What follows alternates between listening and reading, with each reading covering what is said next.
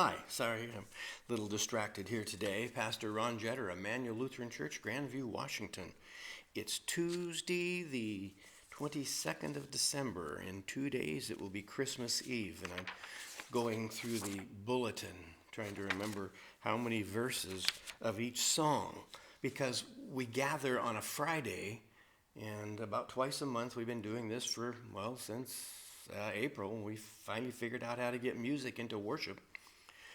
So we will sing a list of songs. Our music minister, Andrea, and others will gather a very small group of us, 4 singers, a small, socially distanced group of people with a really good microphone, and Andrea playing. We'll do probably 2, maybe 3 weeks worth of songs on a given Friday, usually a Friday. Sometimes it's been a different day, but that seems to be the day that works best.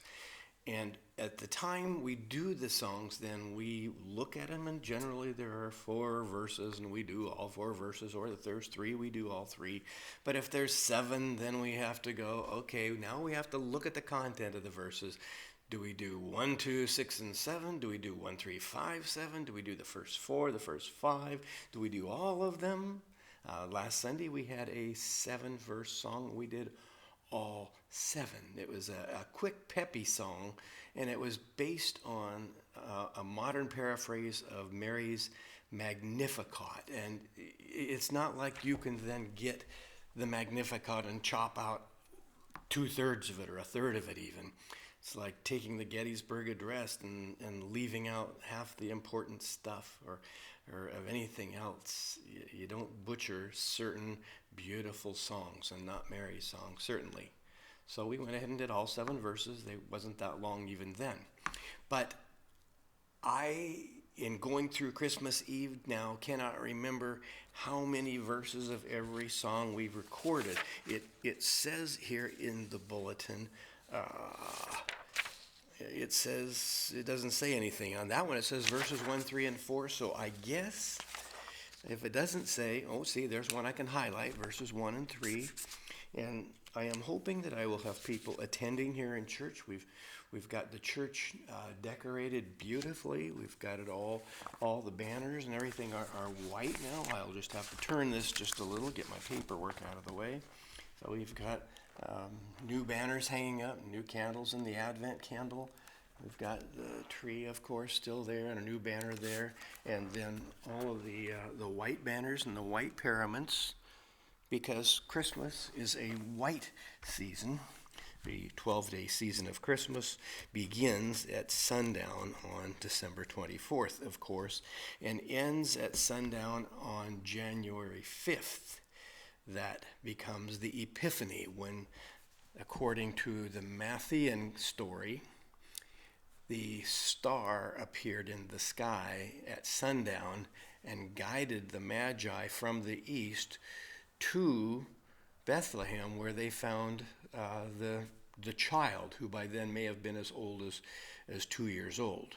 Somewhere along the way, we didn't like the idea of the Magi bringing gold, frankincense, and myrrh to a toddler, so we sort of crammed Matthew's version into Luke's version, and there the Magi are, waiting their turn to get into this little stable and lay the gold, frankincense, and myrrh in front of the baby Jesus. But such as it is, we like to change stories so that they resonate with us. And the idea that here he is, this poverty-stricken child that has a bed of straw from which animals are feeding, or where the hay would go in the manger, that's his first bed, and that his parents are huddled together under blankets that are woven out of whatever skins and maybe sheep or camel hair. They're not wealthy people. Joseph was a laborer. They didn't come from wealthy families. So here they are, huddled away, the poor, and then the contrast that the world's wealthiest and wisest recognize this little poor baby as the one through whom God will renew the entire world. Now, those Magi would have been dressed up in finery, I mean, when we see them, they are all in robes and riding on camels that are decorated with jewels and cloth on their saddles and tassels. You know that you're wealthy when your camels have tassels hanging from the saddles.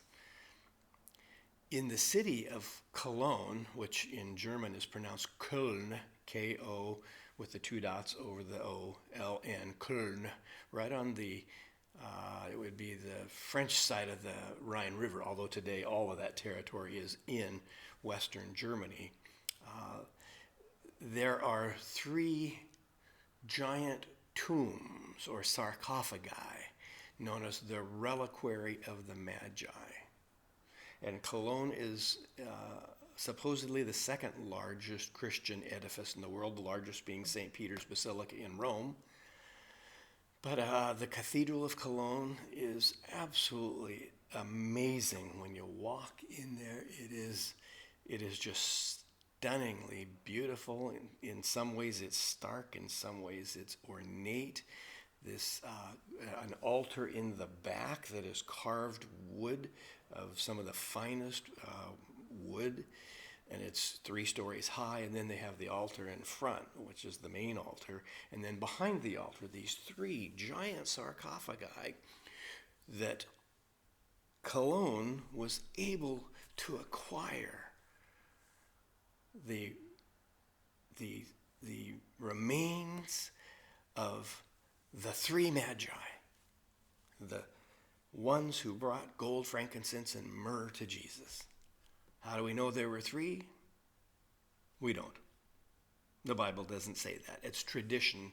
It's part of the story that got embellished. How do we know that the relics, that the remains, that there even are human remains? When a church says in order to be a basilica, you have to have the remains of a saint. Well, the Magi were not Christians, so Cologne can't be a basilica. But it can be a cathedral, and an important cathedral, but they've got to get a body. Mark's in Venice. They got Mark. Wow. Yeah, and Mark was a saint, the writer of the first gospel. He wasn't one of the 12, but he hung out with Peter. It was really Peter's gospel dictated to Mark. So Mark was a saint, St. Mark, the apostle, or the writer of the gospel. And so there's the Basilica of St. Mark in the city of Venice, Italy. The Basilica of St. James is in Santiago, Spain. And so on. The Basilica of St. Peter, of course, in the Vatican City in Rome. But the Magi, I mean, these things are huge. If the Magi themselves were 10 feet tall, that's about how big these giant burial chambers, which are very ornate and overlaid with gold and jewels, and one kind of on top and the other 2 sort of to the side, all behind the altar.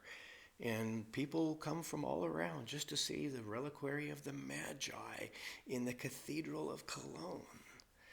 And when you see pictures and images of the Magi, they have crowns and jewels and all that.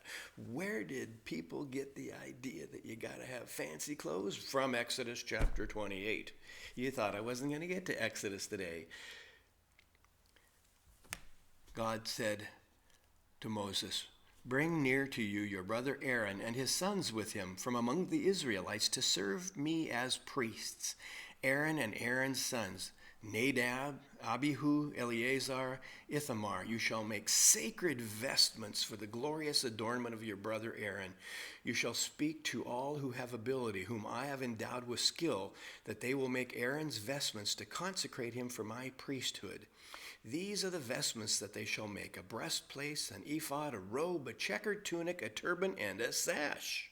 When they make these sacred vestments for your brother Aaron and his sons to serve me as priests, they shall use gold, blue, purple, and crimson yarns and fine linen, twisted together, skillfully worked.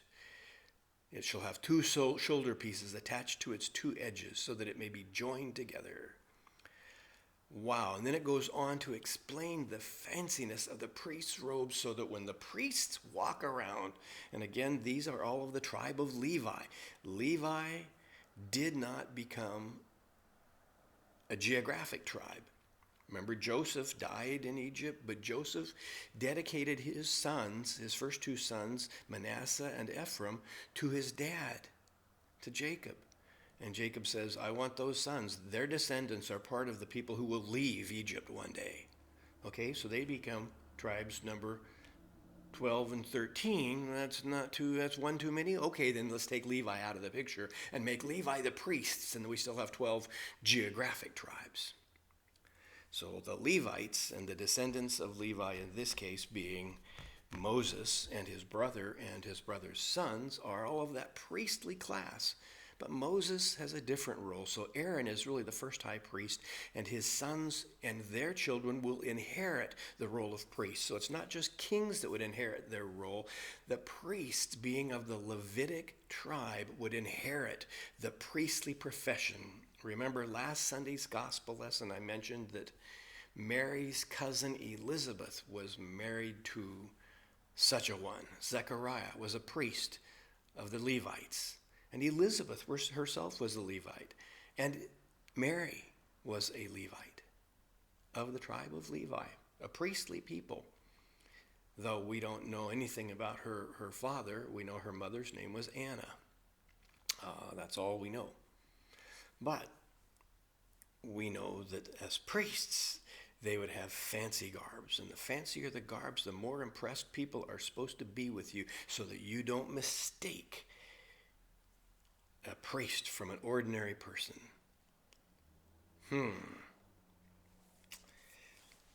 Can that go too far? How fancy does a pastor really need to dress? Don't we get respect by giving respect, by earning respect? Is it the fancy dress that impresses people? Or is it honest, trustworthy, plain speech and appropriate dress? On Sunday, I wear a simple one-piece cotton garment, and I wear a stole that was handmade by women in Guatemala who used to make a less than subsistence wage picking coffee beans. And the church went in there and set up cottage industries where they weave these beautiful works for our pastors and others in the church to adorn ourselves, not so that we're fancy, but so that we're reminded of the faithfulness of people and our partnership with the poor throughout the world. This week, Christmas week, we remember the humble, the poor, breaking into the world, and even the wise and the wealthy knew enough to bow down and honor the simple, the poor, the Christ child. See you tomorrow.